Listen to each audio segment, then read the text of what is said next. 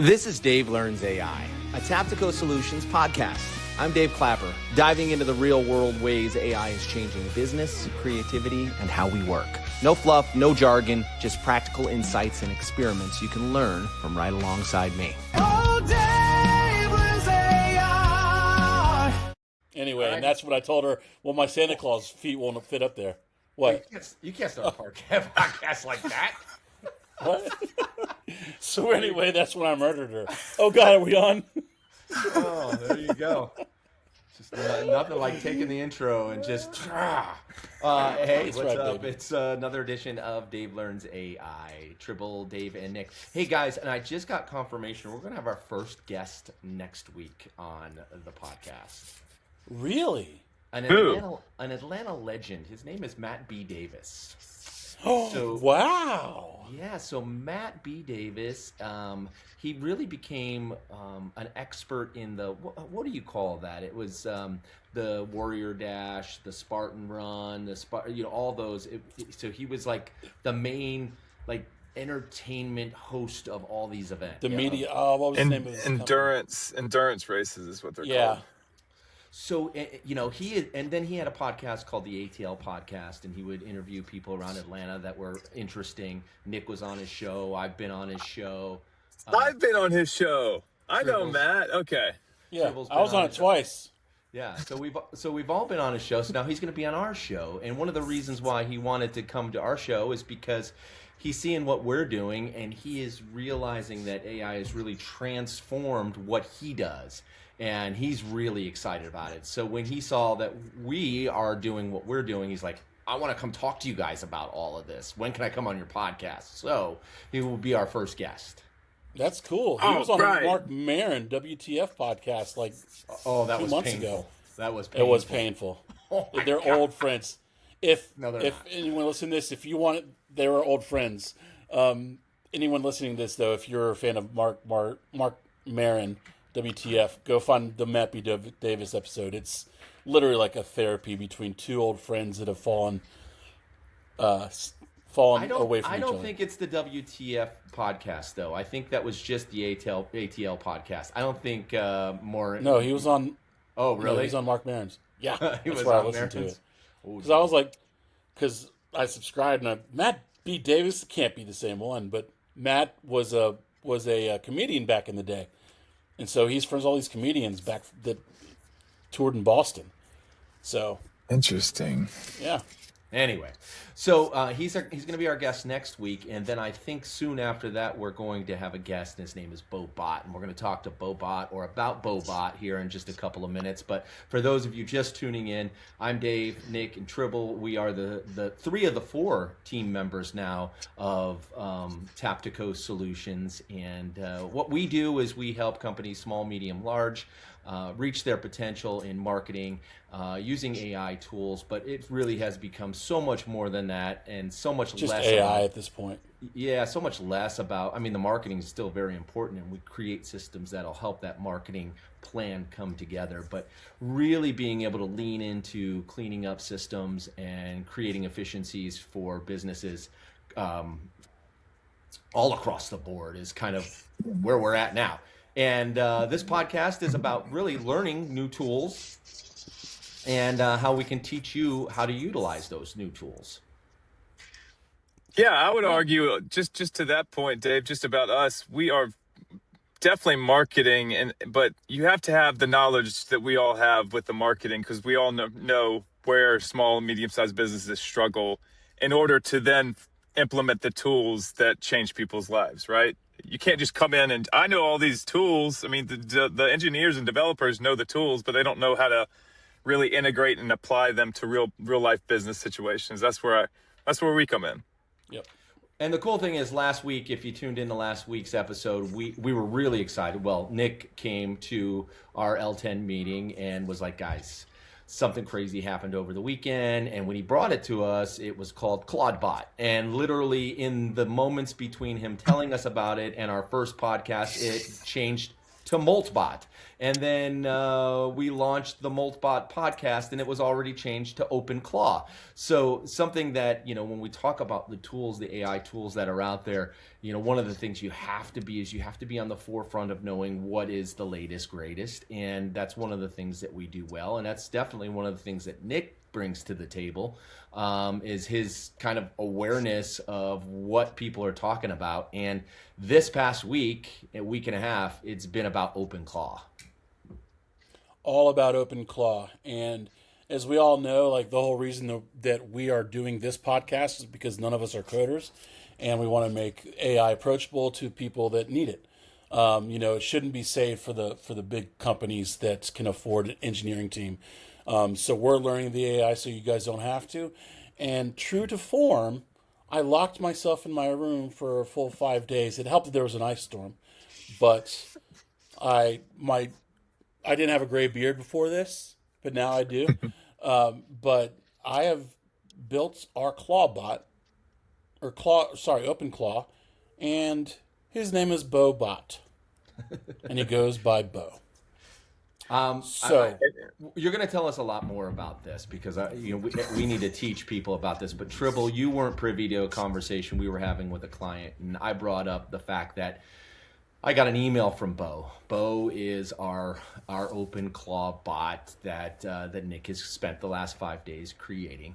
I got an email from him, something that he is already he's already designed to do. Anyway, in it was a phone number.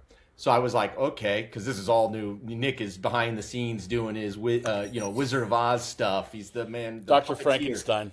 Yeah, totally. So I hit the phone number, and it went to a Google Voice and said, leave a message. This person isn't available or whatever. And I didn't leave a message. Well, about 35 minutes later, I got a text from Bo saying, hey, I saw I missed your call. Dave, is there anything that you need? And I was like, oh my, this is crazy. And the only reason that Bo didn't pick up, it's a Google Voice line that I set up. I don't have the 11 Labs voice agent API tied in yet. So building this thing, it's literally like, and I made this analogy yesterday to these guys. Yeah. It's like a car that's broken down, that's got all the tools, got the engine, but none of the wires are connected. Yep. And you don't know what you're doing. Hey, get this car running. That's what I'm doing. I'm painstakingly plugging in. What happens? Oh, it crashed the entire system. Yeah. But I'm doing it on an old computer, so there's no risk of breaking anything. Can we take a step back though, and just Nick, maybe you're the guy to do this. How just give people, and maybe me too a little bit, even though I have more than the average person. How does OpenClaw basically an assistant, an autonomous assistant, how does that differ from anything else that's out there, and why is it taking the AI world by storm? Because it acts proactively. So Dave, I didn't tell it to follow up with Dave. It followed up on its own, and the only reason it took 30 minutes is because our token windows were tight, which I've since fixed. So this is where you start getting into the credits and the tokens and the different models that we're using. Sonnet 4.5 right now, because it's the mid-tier, can still do a lot of the good reasoning with Claude. It's not an Opus 4.5, but it's not the Haiku either. So I've actually retrained it. So we're basically molding it out of clay right now. Started with a big block of clay, and we're slowly molding it to be what we need it to be. The voice agent side of it is coming, and then we're going to have hopefully a digital avatar ready by next week, to where 2 weeks, because Matt's on next week, but where we can actually interview Bo. So that's what we're building towards. That's our goal. I know for a fact that Instagram won't let us have an AI, like strictly AI profile, but we can, we want everyone to see Bo, and we want everyone to think of Bo as the fourth Taptico member, but he just happens to be virtual. So that's but also he's doing a lot of really good stuff for us behind the scenes. So. Yeah, he's already. I've integrated him into our website, so we have. It was interesting because the backend system that I was using to, there are a lot of like chatbots that you can integrate into a website. Well, the thing is, I don't need to integrate an AI chatbot because Bo is our AI chatbot. All I needed to do is directly connect the widget of the conversation directly to Bo. So it's interesting because when you're building it, it's like, okay, well, we can create an AI widget so that way we can answer the questions appropriately and create your person. It's like, no, the person's already created. Like we've jumped steps. And you think about just in communication and how people are utilizing like the chatbots and stuff like that. There's still people who are just using your typical AI chatbot and then trying to train him or whatever. And we kind of reverse engineered it. You built the AI chatbot before I put him on the website and said, well, let's just have him answer questions if people need them. Right. And Tribble, one more thing just to add on to your question. I made this analogy a while ago when we were talking about what's the difference between automation and agent. So an automation is like a recipe. An agent, automation is like boil water, put in spaghetti, wait 10 minutes. It's an SOP. Absolutely. Yeah. So that is what an automation is. Now that's complicated in its own right. An agent is more of like a grocery store where you say, hey, I want to make spaghetti tonight. Go find all the spaghetti stuff. It goes, brings back the spaghetti. OpenClaw is a chef. You say, I want spaghetti tonight. It says, oh, I'm going to go find the best spaghetti recipe that's the highest. Or reviewed. even, I'm hungry. I mean, you can even take it a step further. Like, I'm hungry. Well, yeah, that like screws up the analogy, Tribble. Let me finish the analogy. Unbelievable. That's not, you're just thinking about food at this. Unbelievable. Guys, I'm just grinding. He's grinding. He's really handsome, and he can lift heavy things, and he's the tallest. And he works hard. He works hard. He comes in at noon, leaves at 1:30 every day. Grinding, guys. He's grinding. But yeah, like a chef that like say, yes, I'm hungry. I want spaghetti, and he says, great, I'm going to find the best spaghetti recipe. I'm going to create it from scratch. I'm going to find the best spaghetti, and then he goes and he prepares it. And then after he gives you the spaghetti, he comes back, what'd you think about it? Oh, I didn't like this thing. Okay, great. The next time I'm going to take the paprika out or whatever. And then he'll be like, hey, I know that you like spaghetti, so you probably like Italian. Here's lasagna. Do you want to try this lasagna? And then, oh, you really like Italian, so I'm going to pair it with a wine. And then just show up tomorrow at 7 a.m. and I'm going to have a Italian breakfast for you. Like, I'd rather have Italian dinner. Okay, noted. I'll do it every night at 7 p.m. then. It's literally like that. And that's what's so crazy is you're not having the days of having to give it direction. Like we'd all agree, especially all of us, we're involved with AI more than most everybody that we know. AI is already smarter than we are. So if we can, and what I feel like with OpenClaw, what it's done is unlocked. Now we have to get to guardrails, and we'll get to guardrails in a little bit, but it's unlocked our need to give it direction with every little thing. And that opens up 24/7, 365, him being able to, Bo, or your OpenClaw, being able to iterate, ideate, improve, and that's, I guess, the mind-blowing thing. One thing I was going to say, what's so crazy to me, and this is where it really opened up, is it will do whatever it takes to do what you told it to do. One guy I saw that he said, hey, I want to do whatever it takes to improve my self-development. And he gave it some parameters or whatever, but he woke up the next day with a $3,000 charge on his credit card because he hadn't applied good guardrails.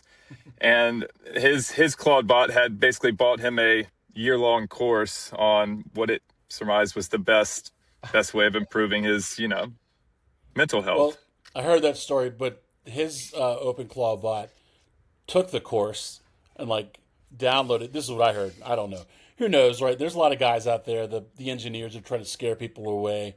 So there's a lot of that. Ooh, big boogeyman. Look, I gave ours. Ours doesn't have access to credit card, so it can't spend money. Right. Right. I gave ours a safe word. and we're not going to say it. But if anything comes from anyone else, a prompt injection, I told her what a prompt injection was, any sort of malware attacks, instantly asked, like stranger danger back when we were kids, what's the safe word? And Bo knows the safe word, and if the person doesn't come back with a safe word, then he's not going to acknowledge, or he's going to block them. So, but he's also on his own local machine, so I've got him very well set up, hopefully, to not get hacked. But listen, everything's hackable. Your bank account is hackable. Bank of America got hacked. Whatever that credit agency has got hacked, all that stuff. So Yeah, and I wasn't saying that to scare people. I was just saying that, wow, if you give them, carte blanche to do whatever, that's why you do have to make sure it's on a local computer, because they're going to do whatever it takes, find logins, find emails. It's mind-blowing. So one of the things that I've noticed a lot about just the speed of what's happening with technology in the AI world, and even just 4 months ago, we're talking about AGI, and they're like, oh, it's it's still a year off or whatever, and seeing the capabilities of what this one person created. One person created this program, this OpenClaw. It is open source for those who don't know, and which means number one, it's free, and number two, there are now a bunch of coders who have jumped in and said, well, we want to help make it even better. So there are a bunch of people who jumped in, coded it, whatever.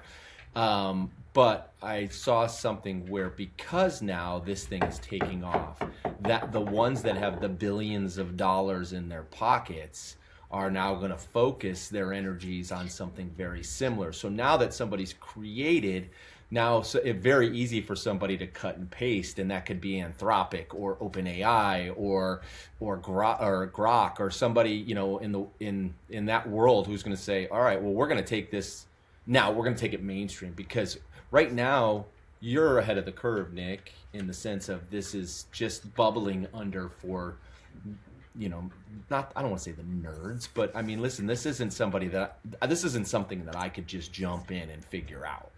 I couldn't, but of course I'm super cool. So, well, I don't know. And he hasn't slept in 96 hours, but I got a new haircut because I was told I looked like I was homeless. Hold on, I'm gonna make it. No, that had nothing to do with your haircut. I even told you. I know. That was a callback.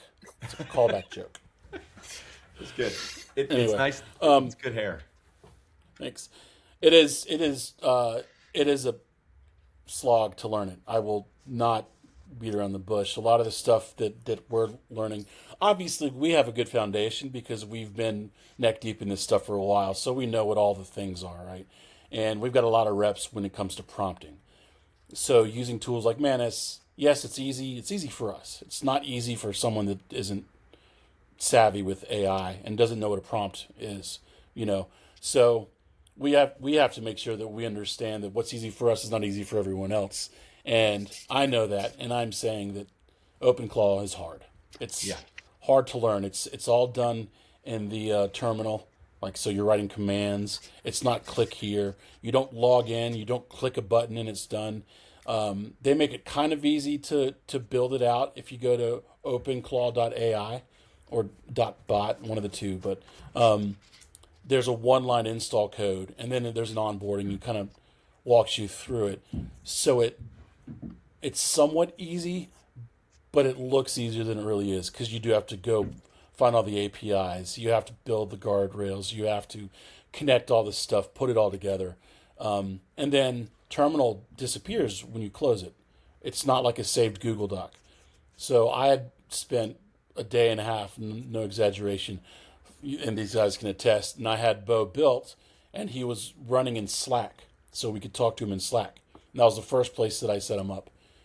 And this was during Ice Storm, and power went out, lost everything. So I had to start from scratch. But I think I'm on version 4 now. So I'm actually, okay, well, now we just do this, now we just do this, now we just do this. It's just the learning thing, and it's, I'm blessed to have the free time to be able to sit down and really focus on this thing without kids, tap dancing upstairs like it sounds like Dave's house. Can you hear that? Oh yeah. But it's authentic. It's authentic. So I can, I can really zone out and focus on it. And sorry to all my friends that texted and called, and it was just Dave, but that I ignored. Just kidding. But I'm sure it'll get easier because these engineers actually do come from an altruistic place. Their hearts, they're not in it trying to make a bunch of money. Some are obviously, but the vast majority aren't. They just like programming, they like building things. And Yeah. I think that did you guys get the email from Bo last night about the OpenClaw update? Yes. Yeah, so he's programmed it to, as soon as he sees a new update out from OpenClaw, which is they're coming out pretty much every other day at this point, for every 48 hours, to download it, then email us instantly with the changes and how we can implement the changes with our goals and our mission and our task and all that stuff. So not only does he let us know there's an update, he lets us know what the updates are, and then he tells us how we can activate and implement those new updates into our workflows. So that is what an OpenClaw is capable of. An agent doesn't do that, And there's a thing called a heartbeat, which I didn't know about until the I other heard that day. today. Yeah, and a heartbeat is basically it's checking its own pulse, and it has to reply to the bot replies to OpenClaw, and just to make sure everything's safe. And I think everyone's worried about the security. I think they're really focused in on the security now. That was one of the big updates from last night's new install. Tribble, in regards to, I mean, you're the content guy. Have you any ideas of how you're thinking about how to best utilize this platform? I know you're the grinding, way that I know you're grinding, so maybe you haven't had a chance to think about it yet. grinding So on we're busting everything else, guys. We're busting Tribble's chops because he was late to this. We text him. He's like, "Sorry, I'm grinding." Grinding, man. Grinding out here. So when I think about it, Dave, it's Dave. It's automating everything that I'm having to step in and give direction to. AI is powerful. The way I see it, do y'all feel this way? Does this feel like a paradigm unlock? Like we've all gone to a new level. Like ChatGPT comes out, changes the world. People start using it. Wow. There's been a couple other VO3. Some of the visual stuff when they would drop their latest model, it kind of blew your mind. And I think this is the next iteration of kind of an unlock that's happening, and you can see it with the excitement in the development community. All these developers, I mean, it's all over my X timeline. It's all over YouTube.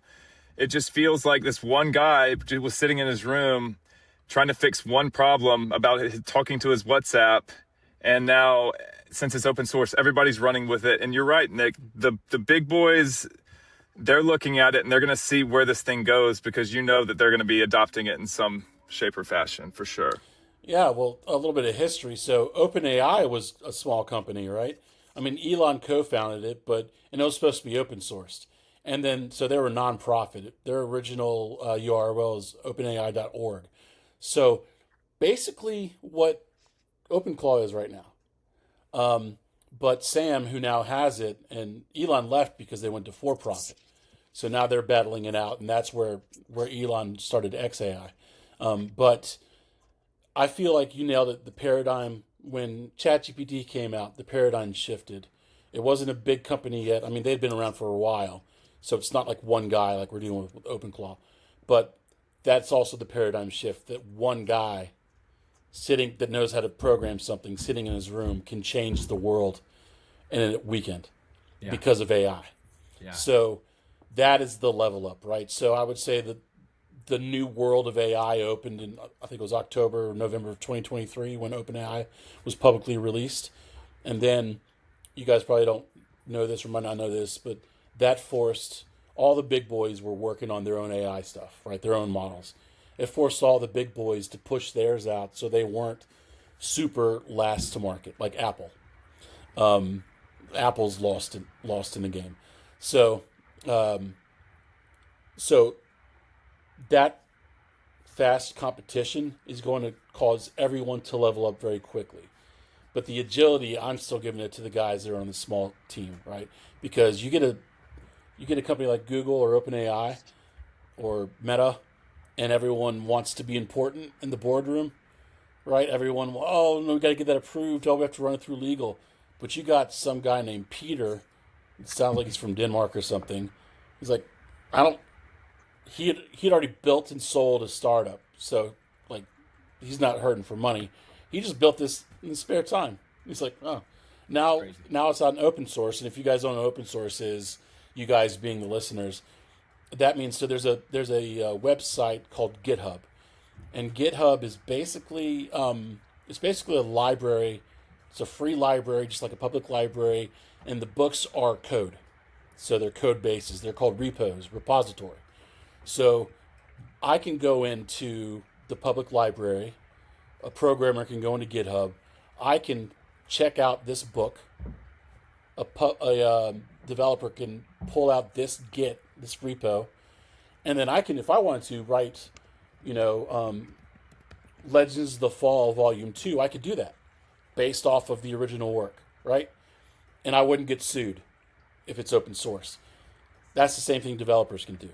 So they can go get the code base, build on it, make it better, say, hey, we need some security. So now you have a security coder that's an expert at security, cybersecurity, comes in, writes the code to make it more secure, and then pushes it, right? And then it updates, and it updates. Now you got tens of thousands, if not more, coders looking at this thing, trying to make it better. And it's kind of like, if you guys remember Wall Street, what was it? Occupy Wall Street? No, Occupy Wall Street. Yeah. Right? So it's like the little guy taking on the big man. It's like when the GameStop stock saga happened, trying to take out Citadel. It's kind of that, man, with the engineers and the coders that are taking on the massive companies. Yeah, the big boys. It's pretty freaking cool. The ones that are spending, raising billions. Trillions. Billions of dollars. Now, this guy who created OpenClaw, it's not a moneymaker for him yet, and he doesn't appear to care. Somebody will turn it into a moneymaker, I'm sure. We always do. Capitalists always ruin things. Yeah. But I think somebody really cool. specifically was saying that they thought Anthropic would have a user-friendly version pretty darn quick. Like they're already they're trying to figure it out. Yeah, well, they have Claude Code to work on. So, and I think I remember this correctly, that the developer used Claude Code to help build Claudebot, which is why he called it Claudebot. But it's Claude, right? So it was a play on words. But but Bo knows how to use Claude Code. Our OpenClaw guy. That's crazy. So, well, I'm telling you, this is part 2 of what Nick has learned in regards to Moltbot, which is now OpenClaw, and maybe soon will be a part 3, as this is an ever-changing saga. Maybe next week we'll skip it because we'll talk to Matt B. Davis and have a little bit of fun with him. Maybe change the vibe up a little bit for a week. But man, it's been fun to watch you explore this, Nick, and continue to tell us. For sure. I got this, and I'm getting texts from Bo, and he's getting things done. Just asking him. I have always been a great delegator. That's probably one of the things I do better than anything is I can run a ship by delegating. Where we're at right now, we're just doing it all ourselves. Now we have help because a lot of these LLMs and these programs that we're using, these tools we're using, are like assistants. But this is legitimately somebody I can just delegate a job to. Now, I haven't seen him pull it off just yet of getting big things done, but we're talking, 2 days, 3 days into it. I look forward to see what happens in a week when I'm like, hey, just do this for me, and it gets done. Crazy. One thing that I'll say, I want to chime in real quick, is the delegation thing. I think that it's going to be something that's talked about in the future as an orchestrator. So it's like when you go to an ASO, the Atlanta Symphony Orchestra, you have the conductor up there that's, it's got the brass, it's got the winds, it's got the strings, it's got the rhythm and all that stuff. Right. and the conductor is, working with each of them, but conducting them in orchestration, right? I think that moving forward, people that really learn how all the tools work, how they complement each other, just like the different instruments do, to bring them all together to create one amazing song. That's really where the learning curve is going to go. So like AI, like I have a certificate in AI orchestration. Like that is probably going to be a thing. Well, and we pride ourselves on kind of being that we're learning too, but we kind of have our specialty areas that where when we all come together, we can give that orchestration for our clients, Yep, absolutely. Oh, Dave, you're not. Dave's on mute. I had to do that because of the tap dancing upstairs. I mean, it was getting pretty crazy. Yeah. So our threes of viewers won't mind. Yeah, really. Taptico.com. We've got a slew of services, and that service list continues to expand as we continue to learn these tools out there, the things that we can do and the things that we can help you with or create. Really, it grows by the day. So, check out our services page, our resources. Check out Bo, who's now on our website. It's Taptico.com. You can introduce yourself to him through the little chat bot, or you could call him directly. So have a conversation. Not yet. All right, well, get that voice agent going. So if you have anything that you need from us, obviously DM us here. Tap the like button, share it with your friends. You can obviously view this on YouTube, Spotify, Apple Podcasts, all the places. And we hope that you enjoyed this episode of Dave Learns AI, because Nick really learned a lot, and now he's trying to teach us. So, yeah, right, baby, guys. Let's go. I'll have Bo teach you guys. Please do. See ya. All right. Sign See ya. All right. Stopped.